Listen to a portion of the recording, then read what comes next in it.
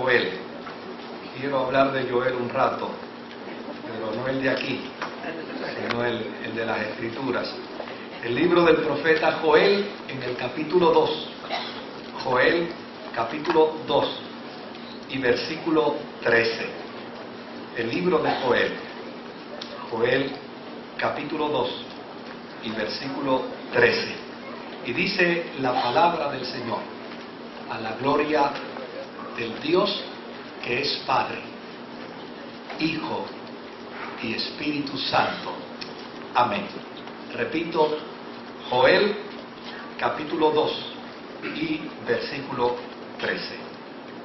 Rasgad vuestro corazón y no vuestros vestidos, y convertíos a Jehová vuestro Dios, porque misericordioso es y clemente, tardo para la ira y grande en misericordia, y que se conduele de el castigo. Que el Señor añada bendición a su santa y bendita palabra. Joel es un profeta arbitrario. Joel es un profeta de interpretación contextual. Desde el punto de vista, cuando uno analiza el libro del profeta Joel, Joel no piensa como el creyente del siglo XXI.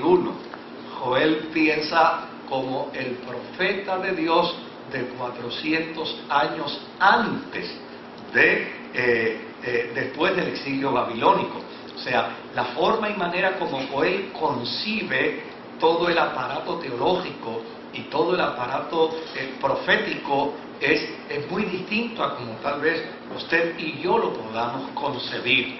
Pero hay un dato interesante dentro de lo que el profeta Joel plantea en su oráculo de juicio, en su oráculo profético.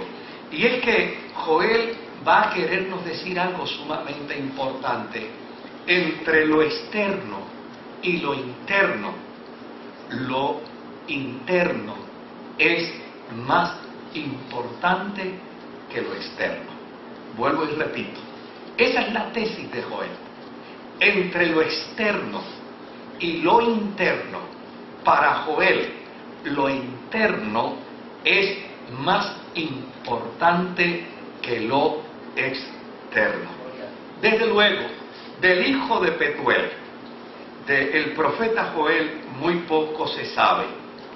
Solo se dice que vivió en Judá, que profetizó en Jerusalén, y que llana y sencillamente fue un profeta que se levantó después del exilio babilónico, y que dentro de sus argumentos teológicos, dentro de sus planteamientos, dentro de sus oráculos, Joel es ese tipo de profeta que manifiesta una estima por el templo, que manifiesta una estima por los sacrificios, por el acto sacrificial, y desde luego que manifiesta y expone un profundo interés por la experiencia cúltica del pueblo de Israel.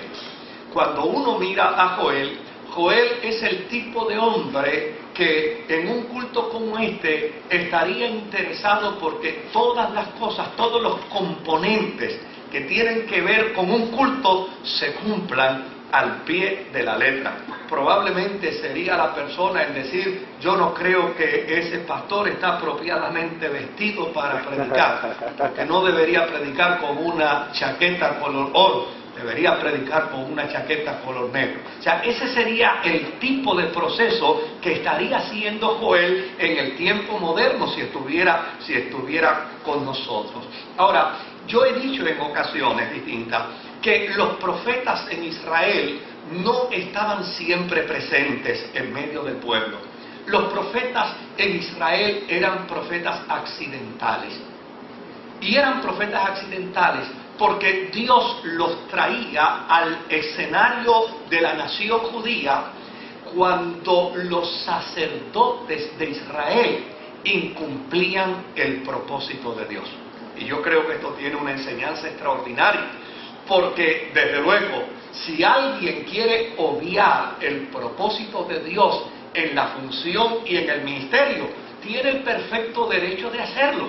Pero el que un hombre o una mujer obvie el propósito de Dios en medio de un pueblo, en medio de una nación, en medio de una iglesia, no quiere decir que el propósito de Dios no se va a cumplir. Porque ya y sencillamente, si alguien obvia su responsabilidad para con el propósito de Dios, Dios levantará a alguien para que haga el trabajo responsable que debe hacer. Jesús fue tan al extremo sobre ese particular que inclusive le dijo a los religiosos de su tiempo: si yo quiero, de estas piedras le hago hijos ¿a quién?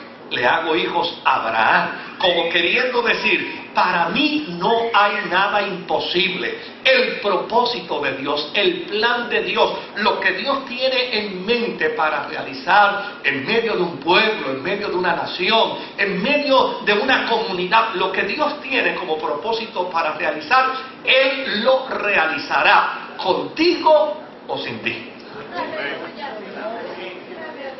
Y a mí me parece que eso es extraordinario, porque tú y yo podemos ser indispensables para Dios en la medida en que estemos dispuestos a que Él nos use para su propósito y para su voluntad.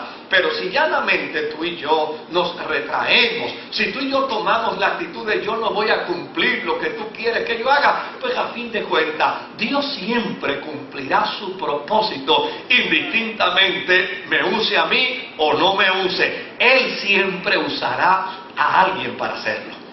Y en el caso del profeta Joel, la apatía de los sacerdotes, tremendo, el desinterés de los sacerdotes, tremendo, la forma y manera en que los sacerdotes de Israel se estaban conduciendo con respecto al manejo del templo, con respecto al manejo de los sacrificios, con respecto a la experiencia cúltica dentro de la nación, hizo entonces que el profeta se levantara para que de esta manera pudiera poner en su justa perspectiva lo que Dios quería de la nación de Israel, lo que Dios quería de cada hombre y de cada mujer que allí estaba. Desde luego, el profeta Joel surge como resultado de una invasión de langostas que había destruido toda la vegetación del país. Hubo que interrumpir el culto del templo por falta de cereales y por falta de vinos para desarrollar la experiencia cúltica. Y desde luego, entonces Joel aprovecha esa coyuntura para que el pueblo no tenga como excusa, oiga bien, para que el pueblo no tenga como excusa las limitaciones para servir a Dios. A mí me encanta el que estos pastores que estén aquí, porque desde luego estos pastores aquí en esta noche nos están diciendo, ¿saben qué? Perdimos nuestros templos, perdimos nuestras casas, hemos perdido nuestra familia, hemos tenido experiencias dolorosas en nuestra tierra, pero nada de eso ha sido excusa para servir y para adorar al Dios al que honramos.